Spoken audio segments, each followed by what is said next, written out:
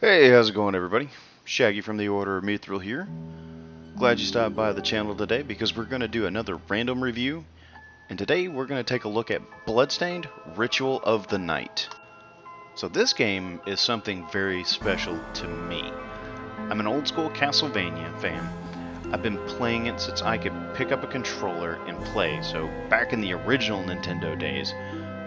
I may not have been able to understand entirely what was going on, but I remember that I enjoyed playing the Castlevania games, and it's been something that has stuck with me through my whole life. Back in the 90s, during the PlayStation 1 era, there was a man that worked at Konami named Koji Igarashi, and he was the man responsible primarily for Castlevania Symphony of the Night. Now, a few years back, he ended up leaving Konami, but he always wanted to return to this type of game, making this. And a lot of his fans have been saying that they wanted a good spiritual successor to Castlevania Symphony of the Night. So he turned to Kickstarter, and I believe he was asking for about 650,000, somewhere in that ballpark area. Now, when he turned to Kickstarter, that's all he was asking for. But by the end of the Kickstarter, he managed to get $5.5 million to make this game. And I think that he brought back that essence that made everybody fall in love with Castlevania Symphony of the Night. The story that we're going to be playing through here revolves around a girl named Miriam. Miriam was a regular human being who happened to be experimented on by the Alchemy Guild. They turned her into a shard binder. Shardbinders have the unique ability to take on demonic powers. They took this living crystal and infused it with her. So whenever she fights against demonic entities, she can take on some of their characteristics, like being able to throw spouts of water, fire, control lightning, or summon familiars. As for the gameplay, this is a metroidvania style of game. Now, for those that aren't familiar with the term metroidvania, it's a term that was made in the 90s, around the era that you had like Super Metroid, Castlevania Symphony of the Night, to describe games like this, where as you progress through the game, you're going to unlock pieces of equipment, skills, keys, things like that, that allow you to return to older areas and explore them further. Maybe it's a key for a door that you couldn't unlock at the time, the ability to crawl through a small hole, double jump to reach a ledge that you couldn't get to, use elemental magic on some item to move it out of your way. That's one of the great things about this type of game to me, is yes, there's some action to it, and there's some RPG elements to it, but there is this sense of being able to go back and really explore the environment that you're playing through. It's also a way for you to go back and find new items to upgrade your armor or your weapons or your skills. It's got a lot of depth to it that some people may not appreciate, but I, for one, absolutely love it. Though this is just the opening area, you should be seeing that there is going to be a plethora of different types of weapons, armor, accessories, and shards. Shards aren't just elemental in nature, but they also serve different purposes. Some are for attack and defense, some give you different types of mobility. But if you look here in this book, you can basically see the different attack types and element types. Those are going to be very important as you play through the game, because certain enemies are resistant to some things and weak to others. The audio mix in this game is superb to me. I like the way Miriam sounds when she's swinging a weapon, casting a spell, the way enemies sound when they attack or die. The music is on another level to me as well. I like how it was tailored so perfectly for each encounter that you go through and for each of the areas that you explore throughout the game. One thing that did give backers a concern back when the game was still being developed was the way that it looked. They didn't really like it. They were expecting something a little bit more. I personally didn't have too much of a problem with it, but I am grateful that they went back to the drawing board and gave us the product that we have today.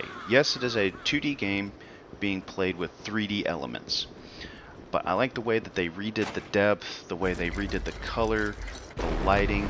I feel like all these elements combined to give off a really great visual ambiance that is befitting of a successor to Castlevania Symphony of the Night.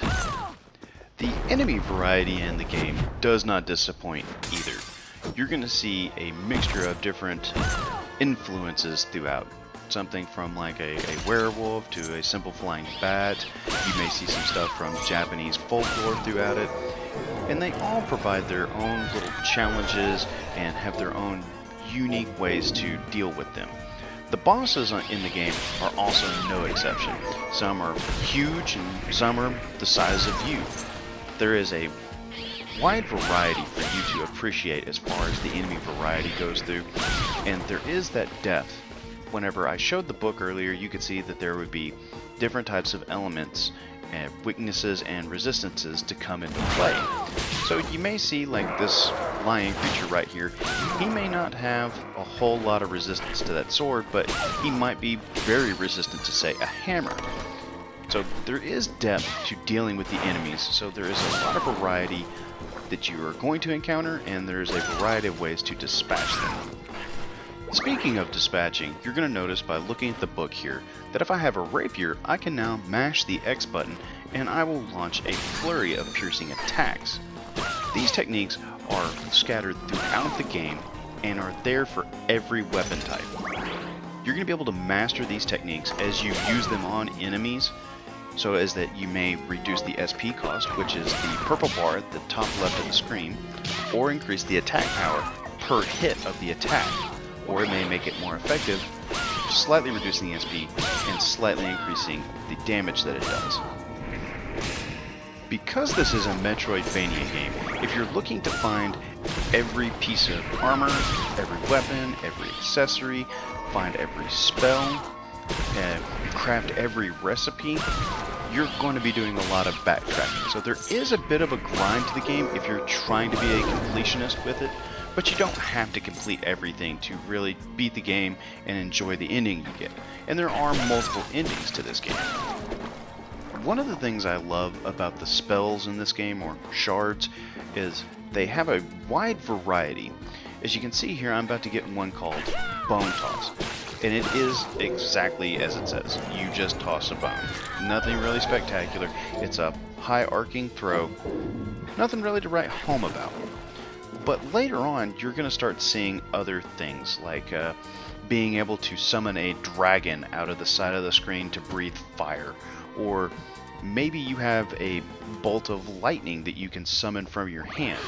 Well, that one you can actually upgrade once you find the necessary tools and parts that you're going to need to make it.